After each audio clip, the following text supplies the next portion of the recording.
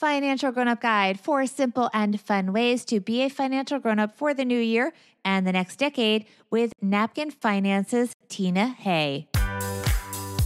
You're listening to Financial Grown-Up with me, certified financial planner Bobbi Rebell, author of How to Be a Financial Grown-Up. And you know what?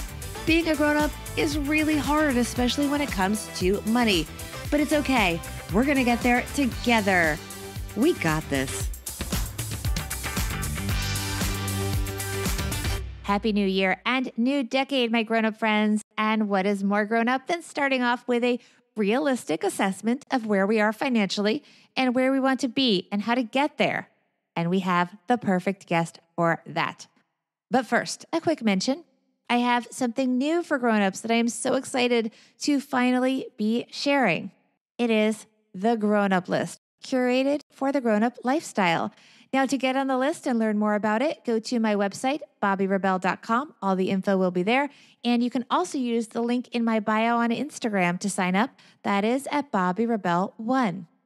Some of you may already be familiar with Tina Hay and her multimedia financial literacy platform, Napkin Finance. She did, after all, partner with a little-known woman named Michelle Obama on her Better Make Room campaign. But now, Napkin Finance is getting even better. Tina Hay's first book, Napkin Finance, Build Wealth in 30 Seconds or Less, has just come out. The book is endorsed by some huge names, including Farnoosh Torabi. She's been a guest on this podcast. Check out her episode.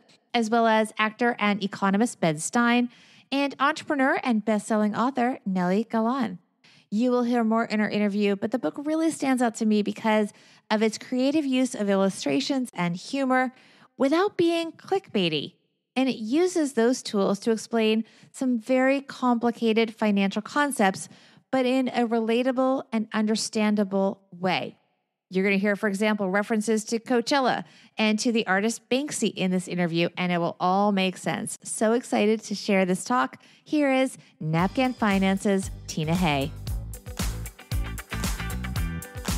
Welcome, Tina Hay. Congratulations on the latest extension of your Napkin Finance empire, your book, Napkin Finance, Build Wealth in 30 Seconds or Less. So great to have you. Thank you for having me. It's great to be here.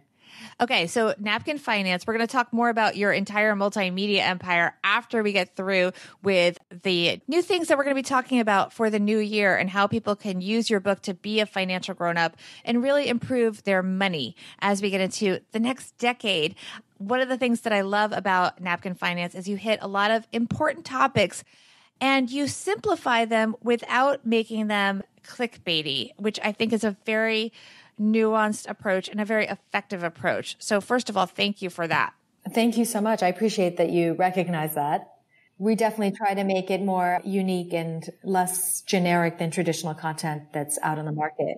Yes. And the book is so fun because it's a combination of bullet points, actual, paragraphs that go into the text of what actually you need to be doing. But most importantly, what I love about it is the illustrations in the book. Thank you. Yeah. So, Napkin Finance is like back of the napkin, simplified visuals that tell a story around a different topic or theme. So we cover everything from Money 101, saving, budgeting, investing to cryptocurrency and game theory. So we really try to give a great kind of overview to different financial topics for really readers of all ages. And I want to get into 4 of those topics. The first one is savings. And you talk in the book about getting honest with savings. Most Americans have less than $1,000 in savings. You do it with humor. For example, you point out that Coachella tickets are not an emergency in the part where you talk about emergency funds. Tell us more about what people need to know about savings to be a financial grown-up in 2020. Yeah, so around savings, what we believe is life is full of surprises, and the benefits of saving, especially starting in the new year, are planning for stability, growth, and protecting your money. And so it can be very simple. There are a lot of technology kind of tools out there that can help and resources with saving money, whether it's for an emergency or for a longer term goal. And it can be very simple as even just putting away 20% to start with. So what tools do you recommend and what should people do? We don't recommend specific tools, but there are a lot of budgeting apps out there, other kind of resources online to help kind of put money aside, whether it's monthly or for a particular goal. And so what we believe is that there are ways to simplify and streamline it to make it much more consistent and make it almost something that you don't think about. And that's the key to all of financial well-being, is that it should fit into your lifestyle. It should be simple, and it should be something that happens in the background without too much of your involvement. The second thing that we're going to talk about today is investing. And it's important for people to understand the difference between saving, a savings rate and the return you get, and investing. And also, I just want to point out that in this book, people have to check out this book. You have an illustration of a Banksy painting that was worth twice as much after it was shredded. So investing can be so many different things. Yes, investing is, first of all, it's very unpredictable, but what's really critical about investing and why we think it's so important is that it's putting your money to work.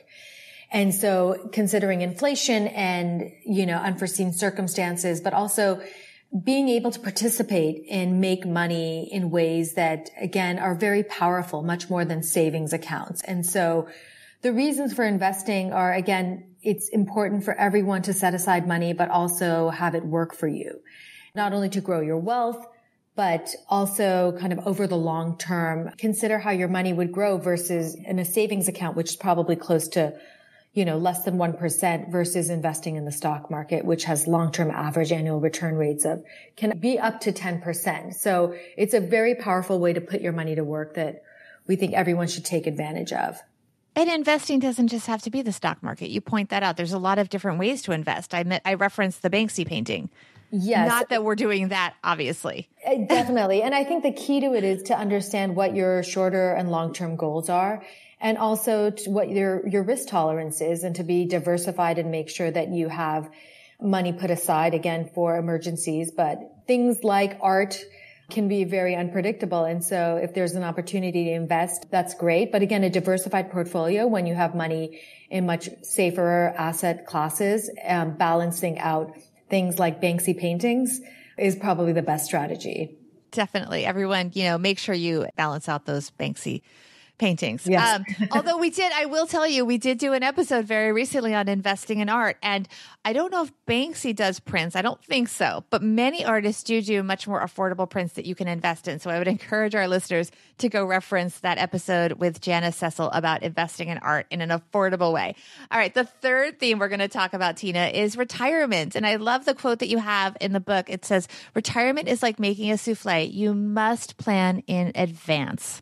Yes. And we actually add a lot of humor in the book. We actually have comedians that write finance for us. So they've added some quotes and one-liners, which makes it just more fun to kind of engage with the content. But yes, retirement. And, again, we have our napkin for retirement, paying for retirement, for example, and we outline why it's really important. And retirement is very expensive, whether it's housing, healthcare, food, taxes, or leisure. There are a lot of different things that people can face when they get closer to their retirement years, but there are opportunities to prepare for that and plan ahead.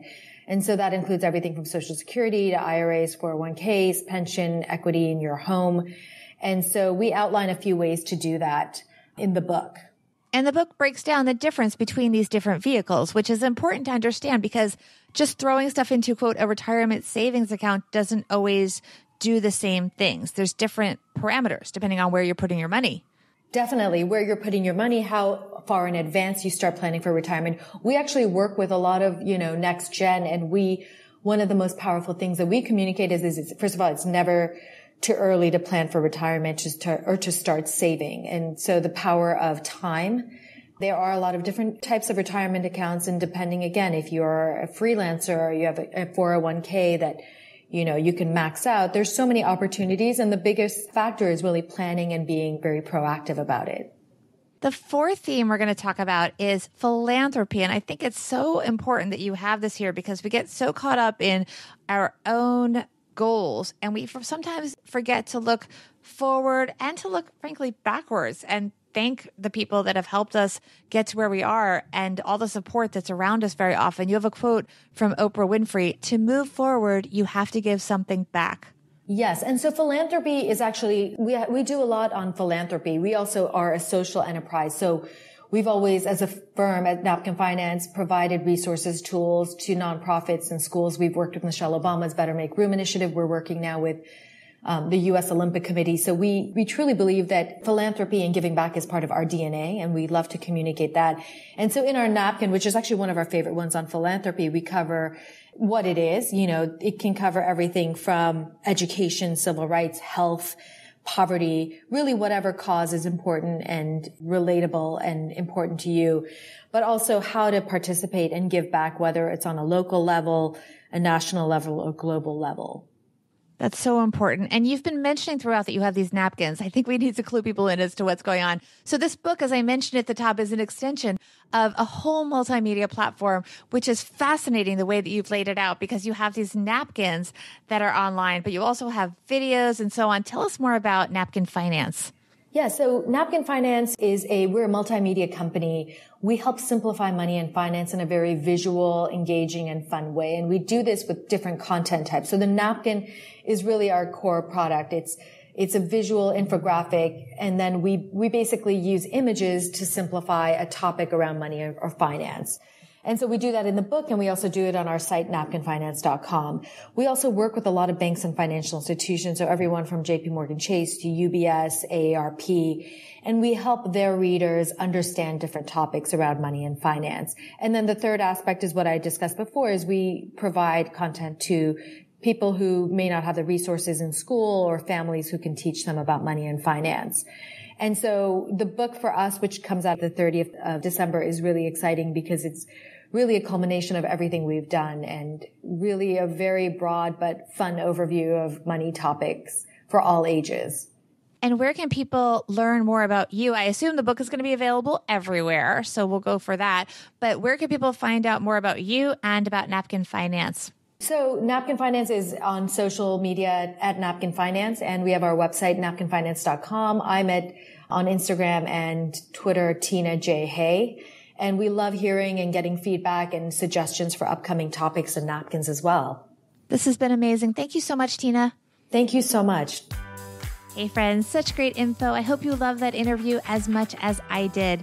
This book is such a refreshing break from all the jargon, heavy, boring reads. I highly recommend Napkin Finance.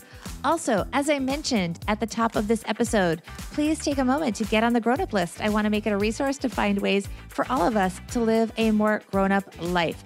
This is an idea that I've been working on with my team for quite a while because we really wanted to get it right. So those of you who were signed up for my previous newsletter, this is why it's been such a long time. I am so excited for this new format and to hear your feedback. Sign up at my website at bobbyrebell.com or using my link in my Instagram bio, where I am at BobbyRebell1. Big thanks to Tina Hay of Napkin Finance for helping us all be financial grown-ups.